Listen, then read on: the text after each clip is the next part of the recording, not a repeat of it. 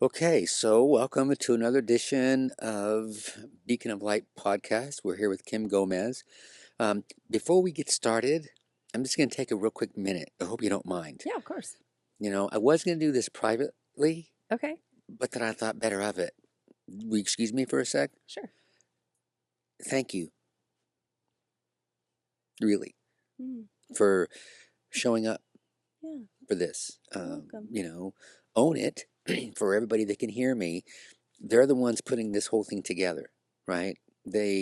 Harvey the boss is from Own It, and I picked Sarah up, not by accident, the boots, right? I have some really great boots. And I was making some coffee at a show. What was it? It was the mental health thing down in St. George, right? The fall conference. That one, Hmm. right? First time I'd ever been, and I was preparing some coffee, looking down, and I saw these really groovy boots, and they were Sarah's. And, here we are on the Harvey the Bus doing podcasts. So if anybody needs podcasts, right, as long as you schedule those podcasts around our podcast, right, I'm good and I'll support it, but Own It. Great stuff. Thank And you so, so much. yeah, I Thank you. had to say that publicly, Yeah, right? I appreciate that. Yeah. I appreciate It's that. a great Thank you concept. thank you for bringing Harvey to life. Thank you. No, you did that, dear, not me.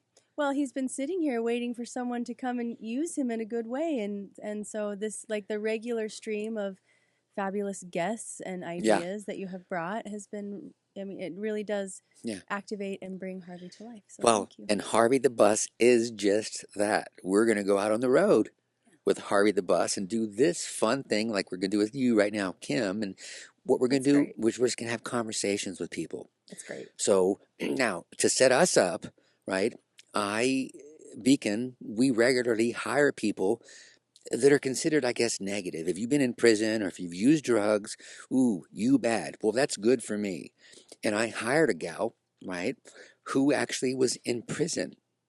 And she tells me this story about you. You want to hear the story she told me about I you? would love to hear that. Good, because I want to tell you the story she told me about you. This I would love to woman hear it because I've not heard it. who is on fire with what I'm on fire for, right? So the story goes something like this. I don't know if it was Sabrina that had something. Well, Sabrina got hired to do peer support, and we just opened in Heber, right? Oh, that's right. Beacon Recovery second location. That's great. And so I needed somebody in court because we deal with those folks. Right. And so I said, Sabrina, I know you're hired to do peer support, but it's something about her. I know you know what I'm talking. She's just got that. So I said, will you join me in court? I spent about 15 minutes with her in court and said, no. Peer support is not you. You got to spread this word like you and I are doing right now because she just got that. So she's telling me a story about this lady, Kim. You got to meet Kim. I'm like, what? And she wouldn't stop, right? Sure. She said, let me tell you about Kim. Do you remember a story where somebody was in front of you? This touched me, by the way. They needed to go somewhere. And you pulled some pearl earrings off of your ear and gave those to the person to wear. Do you remember that? I do. Will you tell me your version of that story? Because of that one, that was big. And it just speaks to why I said, I got to meet this lady that would do that. Right? And I'm gonna throw you under the proverbial bus right now because what you're doing is coming out of your pocket. Right? Yeah. Yeah, well, guess what? Hopefully, somebody's going to see this and they're going to dip into their pocket. That would be great. It would be great. And at some point. because what's happening right now is you and your time, you got volunteers, right? And you're here on your dime. Yeah. So let's start with the pearl. Well, I don't know if was it a necklace or was it earring? It was earrings. It was earrings, and were you in the prison when this was happening? no, she was actually released from prison, and so I met her in prison. Okay. And so you build those relationships and cultivate that relationship in there. And she got out, and typically what we do is we take clothing and any other items that we can support her with. So let's hold on a second. Yeah. We're gonna Yeah. because the people are like, what is she doing? What is, I mean, Sure. so Want to back up? let's get to the parole story in a sec. Okay, sure. What are you doing in the prison? Are Yeah. you an inmate? Do you Yeah. get incarcerated? I mean, what's going on? Sure. So Yeah. Courageous Vision is a women's nonprofit that launched a little over a year ago. And it was founded off my own personal story of 19 years of addiction and homelessness and domestic violence. And I've been boots on the ground for about 11 years out there supporting women, have always had a heart and a passion to support women. And so in any element, so whether that be professional, personal, cultivating friendships, building friendships, just being in spaces with them, to encourage them and inspire them out of circumstances that, that I've been through. And 11 years of that work. The last 7 years has been boots on the ground, going out and actually doing events and holding groups for women to come into, platforms for them to come into. And so, Now, sure. We talked about this yesterday, and I'm just gonna. Yeah, of course. Let's do do you this. do you find?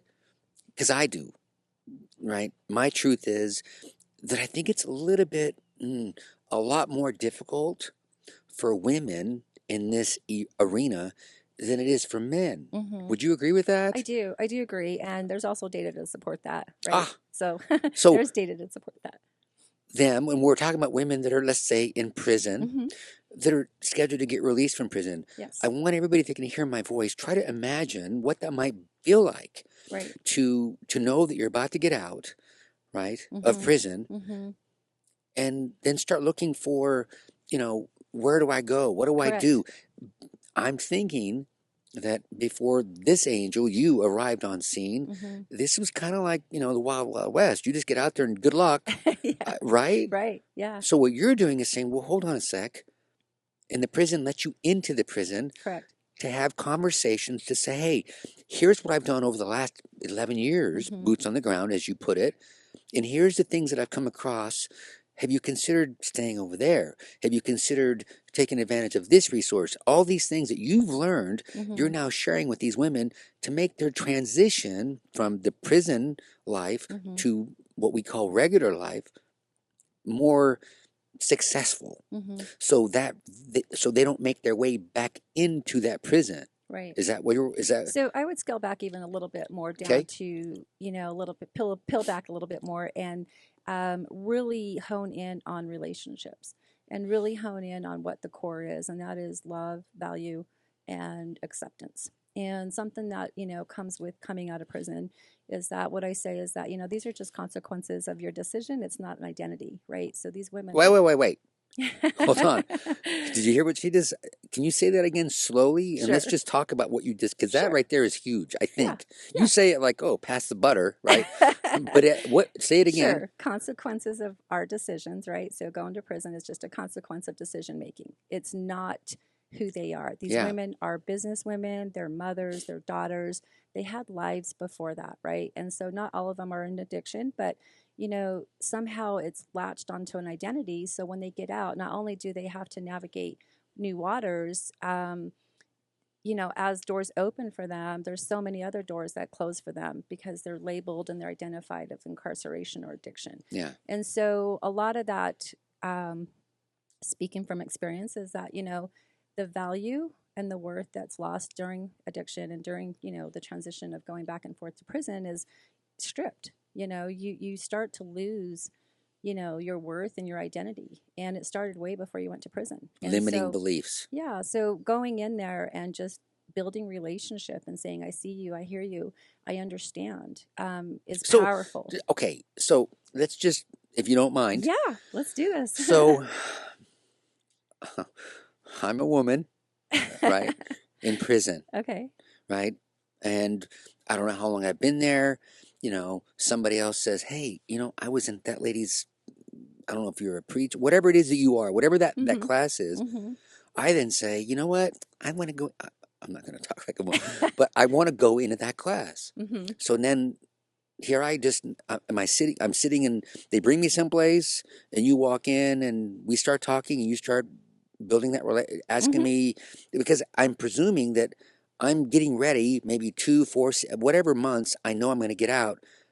I want to come talk to you because I've heard about you. Is that what is that how this works? Yeah. Again, I think it's just going back again, a couple more steps is that, a year ago, as a Christian non-denominational nonprofit, I am a woman of faith and a Christian and a believer in God. And so a year ago, he spoke to me and said, go speak to my daughters and let them know about me. And it was very clear, very vivid. And I remember thinking, okay, I just started to navigate the business aspect, but my first class in prison was to go share my story with 6 women. And over the course of months, I ended up growing in class. And today I currently hold one of the largest women's classes at the Utah State Prison on Saturdays. And Wait. what happens with Utah, Utah, Utah, say that again? Utah State Prison, the correctional facility. The big one. Yeah. Like, that's where the... Yeah, it is. It's the Utah Correctional Facility. It's the new one. It's new. Yeah. There's a lot of women out there. But going back into, you show up to my class is like, hey, what's this Courageous Vision about? And so we started off, and it's just like anything else, word of mouth, the women they really identified with my class. And something I learned right away was that they respect and appreciate someone who's been in their shoes versus someone who hasn't. And the dynamic there, that's one dynamic that, there is something I do believe, speaking to women, we've had this conversation before, that there's a powerful impact about women speaking to women versus me speaking to men. A woman that's been, yes, but it's because I hear the same thing. There's, I don't know, credo, respect. Mm-hmm. When I tell people, yeah, I've had a needle in my arm, Mm-hmm. they look at me like, what? You? Yeah. Really, Mm-hmm. you've been there. And so Mm-hmm. then it's not like you command it, but you just get it because they're like, wow, she was where I currently am. Yeah. Right? Yeah. There's something that they've stated this. They've said it over and over, that there is a respect that comes from that, versus other people who are behind, speaking about it, that haven't been there, telling them how to live their lives, telling them what they should be doing. Even if that person's got a degree, a master's, a doctorate, they don't care about any of that. Yeah. They care about real life. Yeah. Right? And I think that's, again, the mission that I'm on, is just to truly be there in all their spaces that, we're there. So, you're there, you're in class, and you hear. And so we teach on life skills with biblical perspective. So I speak on things that are relatable to our situations, right? And that's the gravity. That's what's taken on. Yeah. And it took about 6-7 months before I began to see the fruit of our work. I knew that as we grew, it's somewhere for them to come to. But there's a lot of other organizations out there, and that were there that same day. But these women really are coming back from trauma from other religious organizations. They're coming from new spaces, right? Like, I've never really grew up with any kind of faith or any kind of religious aspect. So when they hear about faith, when they hear about prayer, it's another element for them versus, trying to do things on our own, right? So they are very inspired, and I give them that perspective. That's the whole piece of this, is courageous is me and the women, and vision is God's big picture, and that there's so much more to us than what we've been through. And so to inspire them, to encourage them, the way I look at it is that, when we're in situations, our postures here, we're so focused in on what's going on in our lives that we forget to look up. We forget to posture up. And I think for women, it's huge, like, to remember that there's so much more to you than what's going on right here. And but how many? So what you just said, mm-hmm. we talk about the physical of, because if you visualize this is what I got from what you just said. Mm-hmm. You might walk into a room and they are literally looking down. You may metaphorically reach over and just gently put your hand on their chin and say, hey, raise your head. You are a queen. I know you don't see that crown on your head, but it's there. Okay. And have you thought it, Sarah, kind of interesting that everybody that comes on here says what Kim just said? That's where it's at. It's God, right? And Jesus Christ, right? It's not a coincidence, by the way, that's who's coming to the podcast, because we all believe these things, right? All the glory goes to him, and Jesus Christ did everything so we could have everything. We are nothing without Jesus, right? And that's one of the first things. I remember when you and I first talked, right? You remember doing this with me. Well, hold on a sec. You didn't say these exact words. I'm going to paraphrase, but it's kind of like, well, hold on a sec, Tony. I mean, do you believe what I believe? Because I got the feeling that if I didn't believe, if I said, there really isn't a God, you might have just said, well, it was nice knowing you. Really, Not necessarily. I work with a lot of people who don't believe, and it's okay. And even the yeah, girls in my class don't fully believe either, and that's okay. It's not my mission or my role to convince you of my God. It's not my job to make you come to church. I'm not in it for church pews. So my mission is to bring you hope. My mission is to help you in your situation with perspective. And you can do that in many ways. It doesn't require me to, you know, look at you differently just because you don't believe, because there's a lot of people who don't believe, and there's reasons for that. yeah. I didn't believe, I Neither, didn't know, neither right, did until I. I was transformed and Yeah, radically touched. So yeah, I would never say bye. And in fact, I work with a lot of people in the community who yeah, have different beliefs, yeah. and it's Well, I okay. wouldn't either, but it didn't hurt our cause for me as well that we Sure, resonate with the same sure, truth, yeah, right? yeah, Right? yeah. So I think for the women, it's something that they have told me over and over that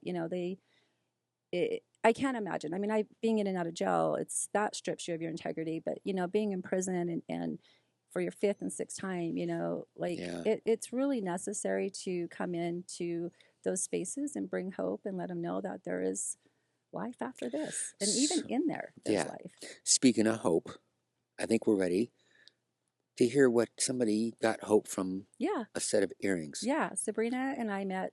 Wait, Yeah. was the hope was the earring Mm-hmm. thing with Sabrina? Mm-hmm. Oh my gosh, this is really fun. Yeah. Okay. Yeah, she and I met. She was one of my first students over a year ago, and she was released shortly after.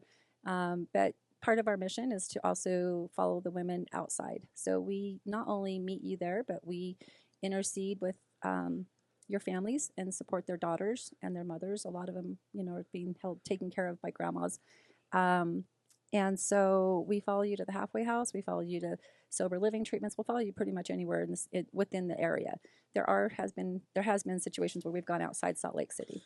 So Sabrina is heading to the halfway house. We deliver some clothing to her and some hygiene, and I just know how hard it is for them right there in that moment. The bridges have been burnt with the family, right, over and over. They're not around, and they accept that. They understand that.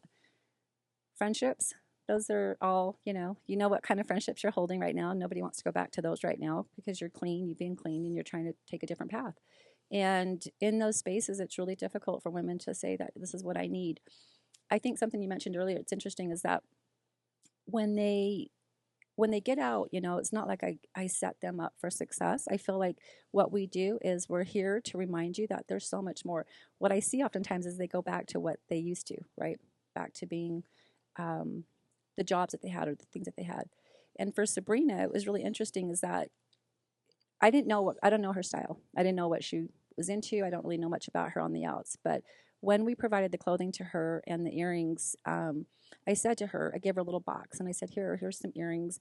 I don't know if this is your style, but they're classics. I wear them all the time. And she was like, oh my gosh. And I don't know what it was about the earrings, but she started to cry. And she Yeah. just resonated somehow with that too. Now I'm crying because I never really knew the full impact of the earrings until I saw her last week and she had them on and she lifted her hair back and she's like, look what I have on. And oh my gosh, like I'm going Yeah. to cry right now. Yeah. Yeah. She's just amazing and She she's is. so tender. And to see her still wearing the earrings, it just, you don't realize the impact that you make on people. And I had no idea the box earrings were going to mean that much to her, Well, but they look great on her. they do, and she's a go getter. I Hmm, mean, she is. she was a single mother. I was raised by a single mother, so this single mother thing, it's. I just don't think we give that group of they deserve so much. So she's living right now. She's Hmm. so and it's so much fun to watch her Hmm. because do you know she lives in this little tiny. Did she tell you? Nope, I'm heading up there next week for breakfast, so I can't wait. You're gonna go to her. Oh my Uh-huh. gosh, I'm taking her to a diner up there, but you're gonna yeah, go pick her up, yeah. right? Wait So till I'll you see see it, I'm this sure. place. It's this little tiny I thing. can handle it. I love it. It's just you know so cute, Mhm. right? That Mhm. it's her place, Mhm. right? And Mhm. she's on her. You know what I mean? Mhm. And it's so much fun to watch. And I got to tell you, I think a large part of that is because of what you Mm. did. You're gonna make me cry. It's the truth, Mm. really, because you loved her. I do. I didn't say loved because you did love her Mhm. then, Mhm. but you love her now. And one of the things you said, which is what we do, just because you graduated from Beacon Recovery doesn't mean that, well, okay, we're done talking to you. Yeah. That is horseshit, Yeah. right? What I love about your program and your message and your vision of hope is, look, you're out there, but that doesn't mean that when I see my phone, I mean, if somebody calls you right now, you're not going to get the call because your phone is off, as is mine. Right. Right. But guess what? When you leave here, you're going to turn your phone back on, and if Sabrina calls you or anybody else you've come in Mhm. contact with, you're going to call them back. Yeah. Yeah. That is it. Yeah. I love you now. I will love. Just because you go over there doesn't mean I'm not Mhm. going to love you and want to support you in any way. Yeah. Yeah. That's the message. That is the we're here message. for the long time. We're here for the journey. So we do the so with Beacon, we have a lifetime aftercare program, like as in for the rest of your life, Mm. right? We're going to contact you once a month and say, hey, what's going on, Mm. right? Because I want to know how you're doing. That's the most important thing, right? Right. But it's at the same time, we got to make it, because if you have relapsed, I Mhm. want to know so we can Mhm. figure out what we're going to do so you don't die. Right. The thing that resonates between you and I and with Sarah is we love people, Mhm. right? It's huge. Right? And what I already know about you and with Sarah as well and myself is we love ourselves. And that's the message we teach is you don't really know anything. You must love yourself before you can anybody love you. And self-love is what's missing, right? And you go into those prisons and you start chipping away at those walls, right? And you let these women know, man, look at me. I'm loving me, and you can learn how to do the same thing by watching my example. In essence, she's almost like she's her own beacon of light. It's interesting that you say that because as I'm listening to both of you speak about what you do, the self love is the thing that I can see evidence of. Yeah. Because, in essence, both of you are going into spaces and saying, I am you. And because I love myself, and because I can look at that period in my life where I was having a needle in my arm or I was incarcerated, and I have my own set of stuff that I did Yeah. as well. Because I love that version of myself, I love you, and that is the role I believe of mature spirituality and of people who are moving into this role of elders. I think that we need elders. I think we need people who are wise, who have been there. There's no replacement for somebody who has been there. And so it's beautiful for me to hear you both speak because of course we want to send the message, if you relapse, we still care about you. If you Absolutely. relapse, we are here for you in your journey. You are on a journey. And at the same time, there is something really important about a person who no longer needs to relapse, about a person who can move further and further and further away from that cycle and then go back and help. And That's it. if you're in that, if you're always kind of resetting, you can't ever truly become an elder who can look back on a period of their life and say, I was there and I'm not there now. Yeah. And this is, I've been in the recovery community for nearly 20 years now, and it's really cool, really inspiring to see people like yourselves who have been on the journey and to see the recovery community mature such that there are people who have literally created their own offering or their own gift, and then they get to go back and they get to give it. When I got sober, Alcoholics Anonymous that was it. Like, Yeah. what I have seen in the last 10 years, specifically the last 10 years, is all of these like very specific niche groups that are like, I'm gonna go help the person who is like me, and you're both doing that, and it's wonderful to hear you be so excited to meet each other and like, I've been doing this for the last 7 years, well, I've been doing this for the last 7 years, and then you come. I see Harvey as a point of convergence, where great. all the people who have been out doing their work get to come and share and be like, wow, tell me what you've been doing, brother, sister, thank you. Yeah. There's some great work out there. Well, Yes. and I think for me, one of the things that resonates, I call them downloads. right? You said, I think, ish, a year and a half ago, you received a message, right? And that message said, go and do this. And if it's the same as mine, I was like, oh, okay.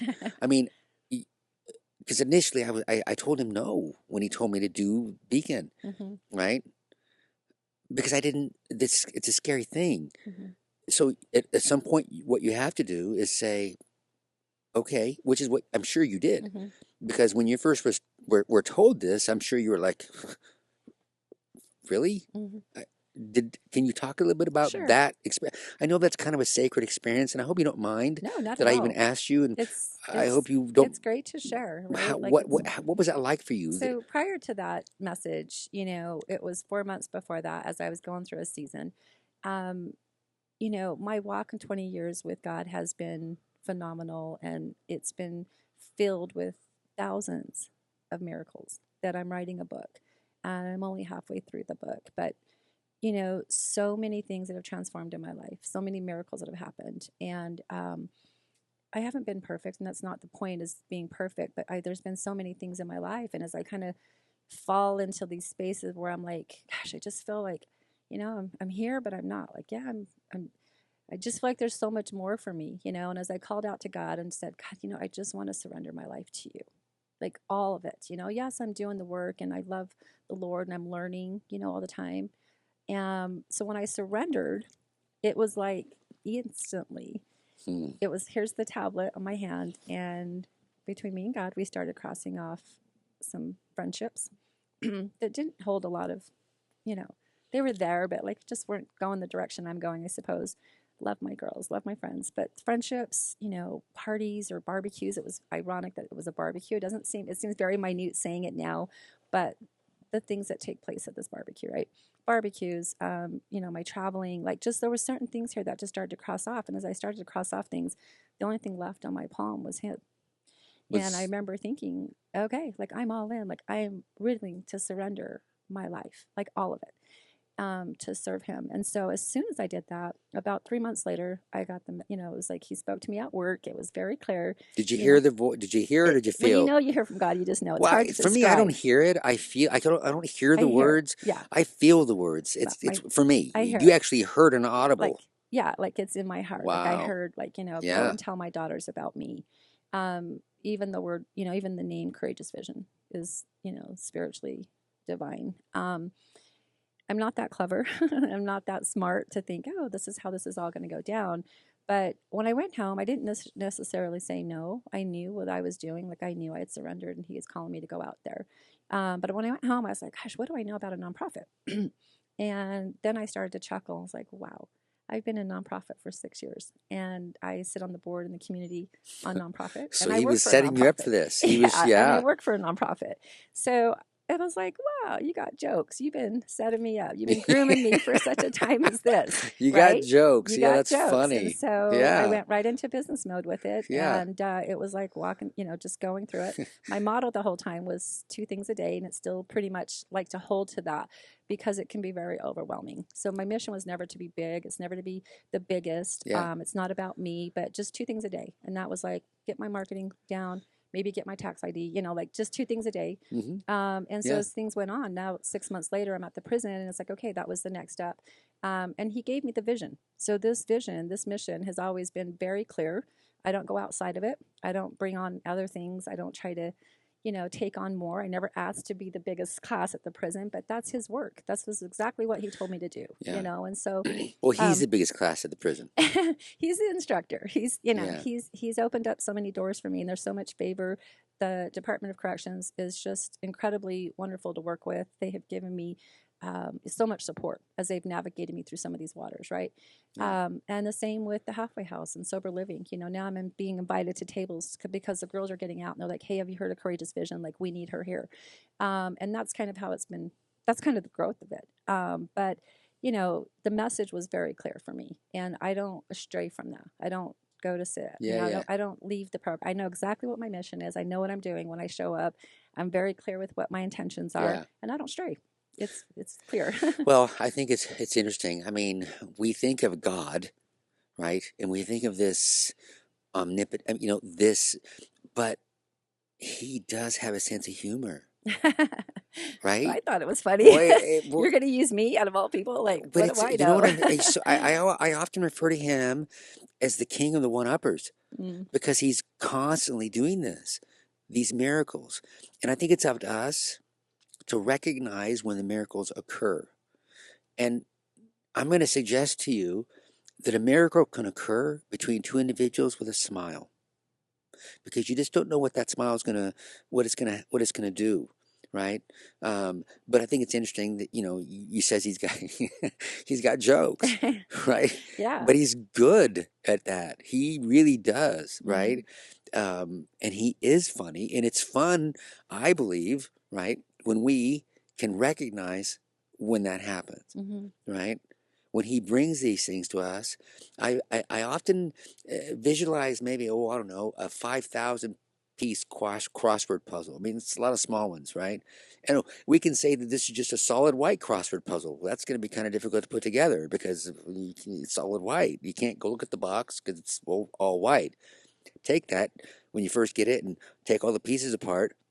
With God, I believe we can throw that up in the air and those pieces will all just come right into place as they fall.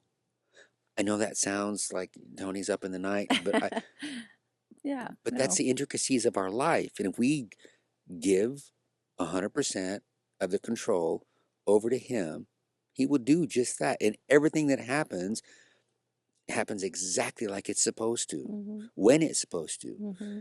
When we recognize that he is in charge and we gave everything to him, like you said, you know what?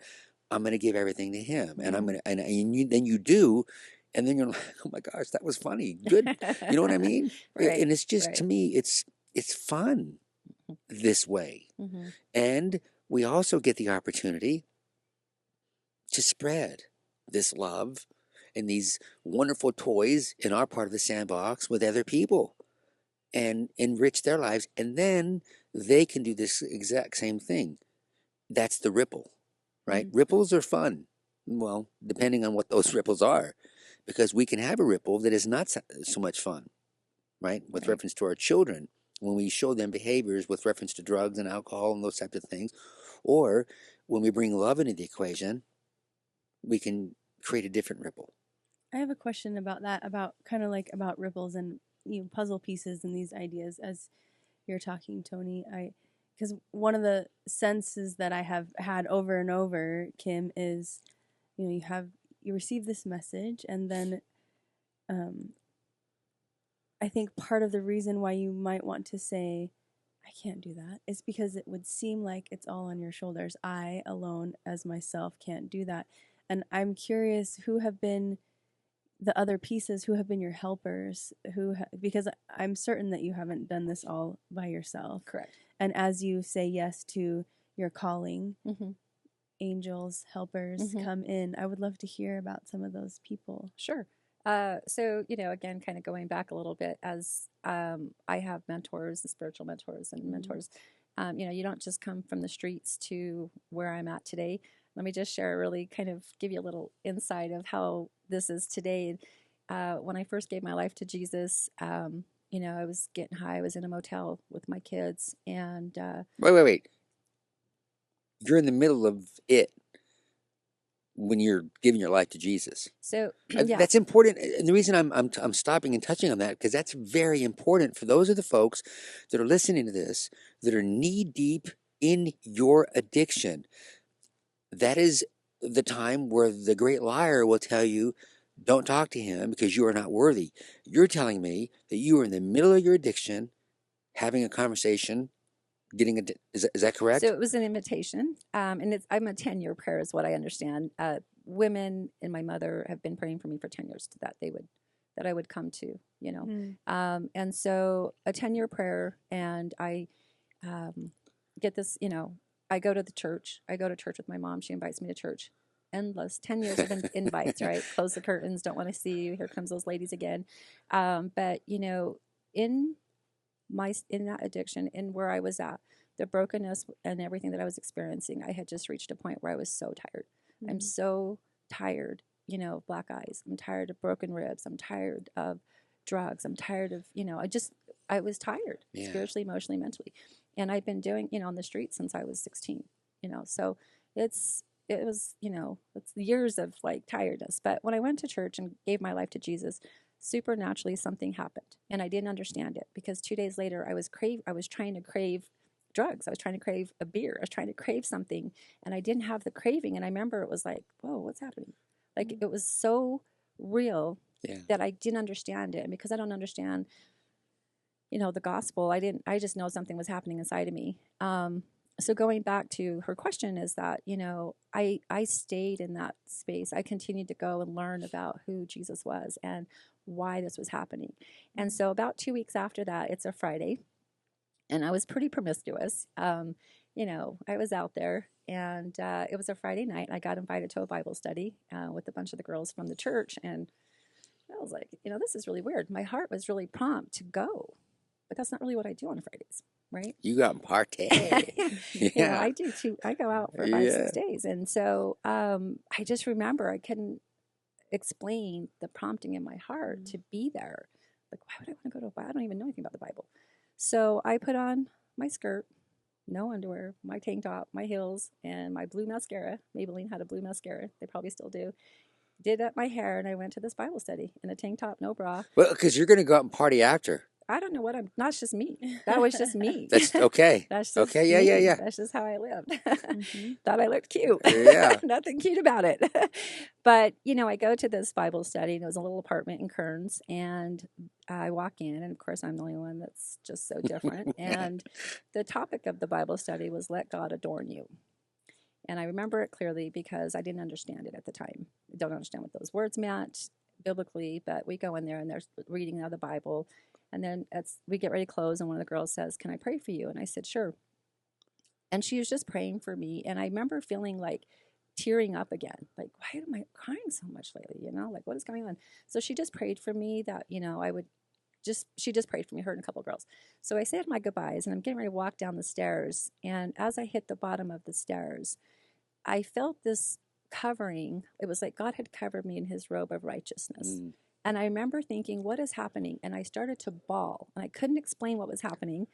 I still to this day can recall the feeling of that. And it was like he clothed me, and he removed, like he gave me dignity. He just loved me in that moment at those stairs. And from that moment on, I've never carried myself that way. I've never saw myself that way. And it just was an internal transformation, supernatural. So going back to your question is that this had all been part of his plan, right? So he had been cultivating and building me up for his purpose. And so now you fast forward 20 plus years, and I have been putting myself in places to learn and grow, and to be around the people that are doing the work, right, for God, and how inspired I am by them, and how it relates to me, right? So I admire, I appreciate that, I understand it, and the more I learn the word, the more I'm like, gosh, how does that apply to me? You wonder, how does this even work? Why does this work?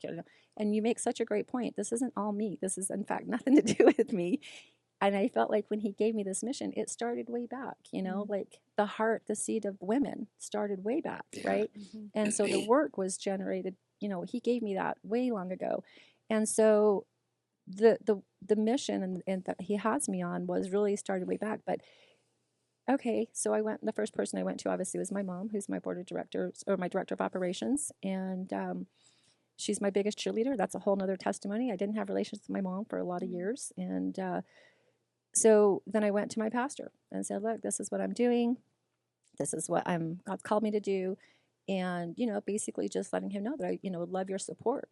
But here's my concern, and here's something that I want to be on the same page with you as, and that is these women are going to get out and they're going to come in with all kinds of stuff, and I go to church, and if they want to come to church with me, I want to know that this is a safe place for them. Yeah. And this is a big deal, right? Like, I don't want any harm to these girls. I love them so much. All of them. And him and his wife just quickly reassured me that they would support me, and that, that they agree. Everybody needs the love of God. And so when I knew I had that support, it was like, that was my first task. Like, I had to make sure that's not my priority in the mission, but I knew that it was going to be important down the road. Like, God had been moving me in certain directions. So that's another support. And then when I knew I needed volunteers, we started off with the prison program on my couch. And it was with me and another gal who had been in prison for a long time.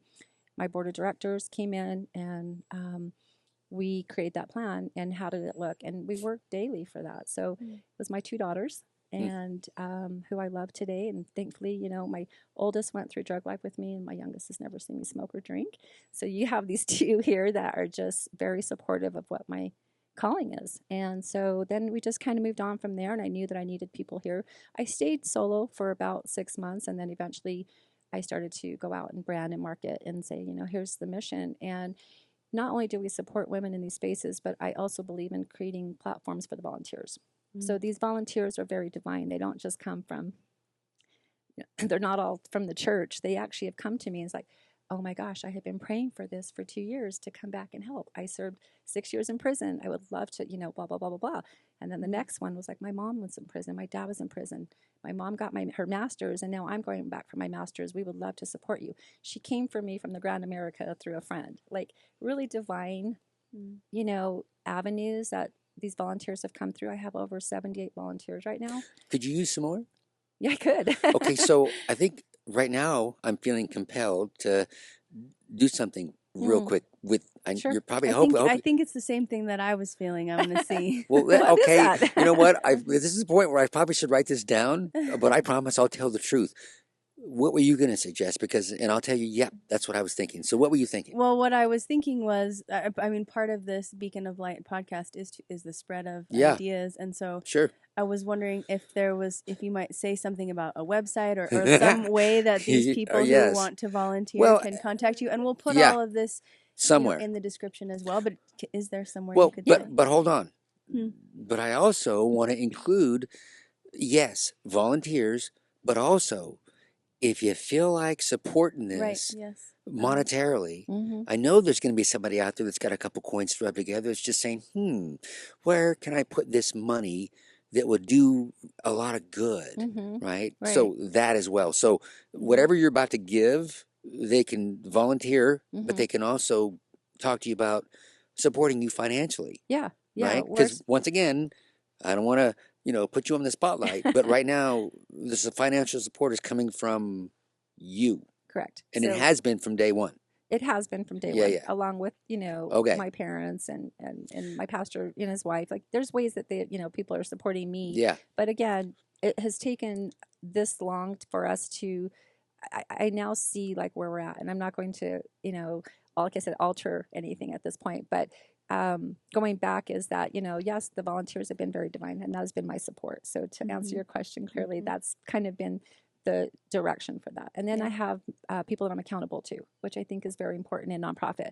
I see over and over how people are so tainted by crooks and liars and people that hurt people, and it's really difficult in this industry for people to come up and say, hey, we're a nonprofit, we're helping, when they've already been tainted, people have already been hurt by that. And so it's very important to me to establish these relationships first. And so having my volunteers, having people come in has really been the priority over the finance first. I want to be able to display, the girls to come in and display. A lot of the girls that have gotten out of prison are volunteering for me. In fact, I have a speaker coming up this Saturday. She's done tremendous work in the year that she's been out. And that's the spaces I hold. Like I want these women to know that this is, I'm not going to be in this space long at the prison. I'm moving on to another state, actually.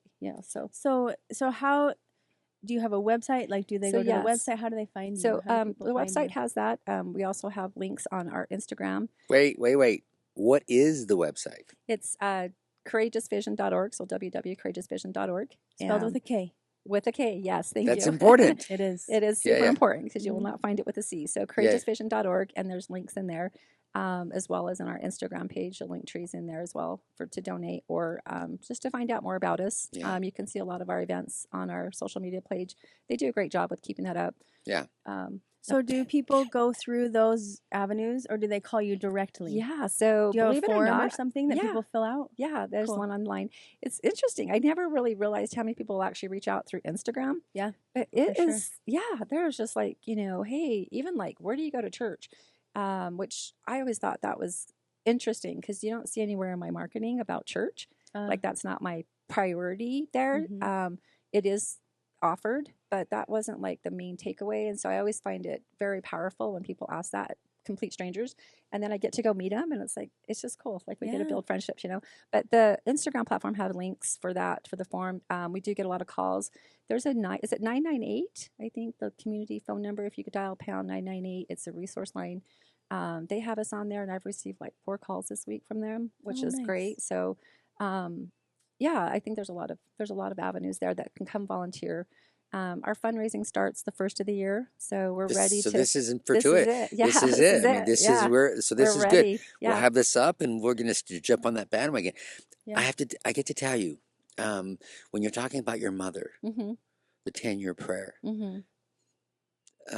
My mom did the same thing Mm-hmm. when I'm in my shit, Mm-hmm. and she would always, tell me. I mean, the church that she went to, Mhm. she would, mijo, I put your name in the temple prayer roll again, Mhm. right? And I'm like, at first it was like, okay, Mhm. but then years and years and years would go by, and she would say it over and over. Finally, I'm like, yeah, the hella, Mhm. enough. I don't Mhm. want to hear about this anymore, Mhm. right? Leave it alone. Guess what she didn't do? She never left it alone like your mother left. They Mhm. must have got the same memo, our moms, because Right. my mom never stopped praying for me, Right. ever, Right. right?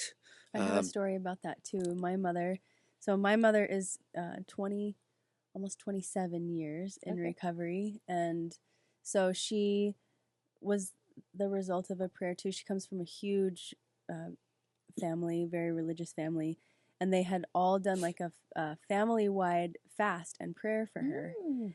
Because she had been drinking for a while and had a couple DUIs under her belt at this point. And Yeah. at the end of that family fast, she got arrested for the last time, and that's when she got sober. Was Wow. after that, and then I was 18 at the time, and she started praying for me because she and I used to drink together. Mhm. And she used to try to get drugs for me, and I was like, Mom, no, you know. And so she started praying for me, and then 7 years later, I got sober as well. And Wow. and so the power of the mother's prayer, like it's gonna Yep. make me cry. Yeah. It's powerful. Mm-hmm. Right. Yeah. Well, Yeah. we talk about the power of the mother's prayer Mm-hmm. because there's some, I was in her belly, Mhm. right? And so there's that. But we can take that and we can just say the power of prayer Certainly. Yeah. because I'm here to tell you, he hears us, Mhm. right? He does. Mhm. Okay. He answers us, right? And for you and me, it's magic when we recognize there's a communication there when he answers those prayers. I'm here to tell you, right? Wow, I'm gonna cry. But you two are answers to prayers for me, Mm. really, in varying degrees, in different ways. You, because of what you're doing, and we're in Harvey, we get to spread this word. And you, because we get to together, the three of us, right? The three Mhm. amigos, whatever you want to call it, we get to go band together, and we get to go provide the light for every single person we come in contact with. There's the ripple, right? And I call it white magic because it's so beautiful, it's so pure, and it's what he wants us to do. Just because, when we get out on the street, just because I've never seen you before doesn't make you not my sister or my brother. We share the same Father in heaven, and he loves all of us, and he wants us to do this. For the longest time, the three of us, we were stuck in our own crap, being selfish, doing stupid stuff because I know all about promiscuity, right? I was there, right? But I'm not. And I'm doing what he says you're doing, and so are you. And that's beautiful, right? By the way, I didn't know I thought you let her borrow the earrings, right? Gave her. They look great. See what I mean? Yeah. That's what I'm talking about. She's amazing. She's doing great. She's navigating a lot of waters as well. Well, She's news another for you, testament. Skippy. You're amazing. You really are. Thank you. And what you're doing is so much fun, right? It is. It's purpose. It's passion for me. Yeah. Yeah, And it's something I truly believe. I love it. So we got to make sure the website, we've already done that, right? Yeah. Yep, you can Right? contact us there. Yeah, we'll get all of that up there so people can find you. You're going to like, Okay. it's going to be like, Great. like in words, right? Yes. Yeah, yeah. Yes, in words and links and all of that, All all the of fun that stuff. business. Yeah. Yeah. Yeah, all of that stuff that can be tedious for us dreamers. I'm wondering before we wrap up, you mentioned that you have a next thing. Do you Ah, want to say anything about that, or is that is it a secret? Yeah, yeah. What next thing did I say? Yeah, where you going to think go? you said Another you were- state, I yeah, think, another right? state. Yeah. Where you headed? So the vision was big. So I consider this to be for anyone that can relate. That this is kingdom work. So this isn't about local. This isn't about just this situation or this city. This is kingdom work. And so something I've been experiencing, something I've seen and shared is that this is for everyone. This isn't just for me to. It isn't just for the door church. It's not just for this church. Like it's for everyone to partake. And that means partnering and working with other people and other, organizations. And so the kingdom work means, to expand. And so when I got the vision and he's, everything, it was to go into the cities. And it's very specific about where I'm going. So Twilla's next. Where? Twilla. Nice. Be heading to Twilla here soon. We started off in Ogden and we've had some setbacks. Not everybody wants what we do, so we went into Weber County Jail and unfortunately that class ended. But there's just there's so many women out there. So you're going to go to a jail in Tooele? Mm-hmm. Yeah, so we'll have a setup up there. They're kind of like hub offices. And so the program director in Ogden helps run that. So as I open up doors and make pathways, these are ways for women to step into. So a lot of women want to give back. You'd be amazed how many women actually want to help other women. So creating these pathways and opening up doors for other women to step into is the work that I'm doing as well. Now, hold on a sec. Right. This isn't fair. You've told me this before. You know what I'm talking. You know where I'm going with this one, I do. right? Go ahead. You're not the first. Well, so wait, because there's sort of, right, a male version of you, because what about us? I mean, we're people too, right? I mean, You are. Isn't there like a male version of you that you bring along in some capacity where if I'm a guy, I'm like, wait, that's not right. How come only women? If any of you men are listening right now, the position is open. No, I think you have somebody. I do have somebody. He's a co-partner and he supports men. His name is Danny Salinas. Does he need some help? He's wonderful. He so has once a team, again, but, volunteer. We can do volunteers for him too, right? Yeah, I mean, he's on fire for God and he has a tremendous story. But I utilize him for like the women's sons and husbands, right? So it's not for me to go speak to someone's son or man because I don't know where they're at. But that we learned that early on. My focus is women, and that's what I support. But then we had one woman who said, "Can you go see my son? He's at the Weber County Jail." And I was like, "Wow, great! Now what do I do?" Right? But it was very clear. I do have that male support and people, out there. And it wasn't no coincidence that Danny, her wife Ashley, is my program director, and they're a powerful duo. Yeah. And he went in there and started to minister to him, and come to find out they knew each other from the streets. And anyways, long story short, the guy is doing amazing, and Danny stays in contact, but he's available to reach out to their sons or their husbands, and he just does great work. He has such a great approach. He's very approachable. He's very down to earth. He's just kind, and he's very excited about the work he's doing. Yeah. And he really wants to support men. He's like a Kim version, but he's a man. And so I give him those spaces, and that's what he's available for, so he really helps out a lot there. He has his own class up at Weber County right now, but, and I have a little team out there, if you will. And so I'm really trying to get the fundamentals of what I'm doing in Ogden before I launch to Twilla. Because the pattern in the program is going to be the same. It doesn't alter, like I said earlier. I'm not changing the program. So Twilla, and then we're heading south, and then always Arizona was my first stop. So Arizona, where in Arizona, I'm not really sure. I have family there. I have people that are waiting for us there, believe it or not. They're ready for Courageous Vision to come out there. And so that's kind of the biggest picture there. And then trademarking Courageous Vision so that I can get that out there. Wonderful. Yeah. Can't wait to see it all happen. Yeah, it's a lot, but it's working. Good. Yeah, Good. thank you. And then the folks can go to the website and keep on that, and your website, and I'm sure that everything you're going to be doing, and look, I had to. It's the bro code. Right, I know we're about supporting women, right? But I got to support the brothers out there too. I mean, we love you as well, and so do you. That's why you did that. So, they'll be able to go to your website, and we're gonna. I think we talked about putting a link to your website on my website, right? Yes, we have not done that yet. The resource page. So I'm busting in your chops right now. We got to get that done. Yes. And so we look forward to, I think it's going to be a resonating thing. We're going to have to do a part 2 on this, don't you think? Yeah, well, I think it would be lovely to circle back around in a year and just see what miracles have happened Do we have to between wait now and then, because it will happen. That will. Well, wait. That'd be great. Come on. Can we go 6 months? I mean, why do we got to go a year?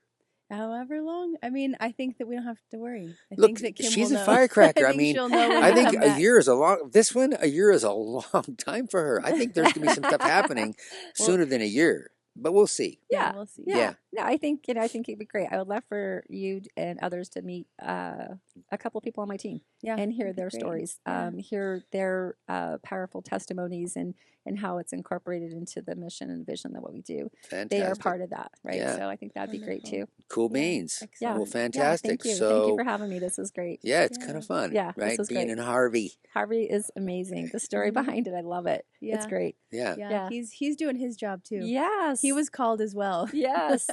Great job. Great work. Thank you. Kim. Okay, Thank you so with much. that, we're going to close this version of the Beacon of Light podcast. Stay tuned. And also with Beacon Recovery, beaconrecovery.com. That's the website. Beacon Recovery is what started this whole thing. A lot of the similar viewpoints on what we're serving others. That's what that's what this is all about, is serving others. And for me, it's kind of the people that are less fortunate than myself that really gets me going, right? Because we've been there. You've been where those women are, and I've been where these people are. So we get to now show them there's another way. My way didn't work very well, but his way works fantastic. So until next time, we're going to sign off, and thank you so much, Kim. Thank you. Thank you for having me. This was great. Yes, Thank thank you. Okay.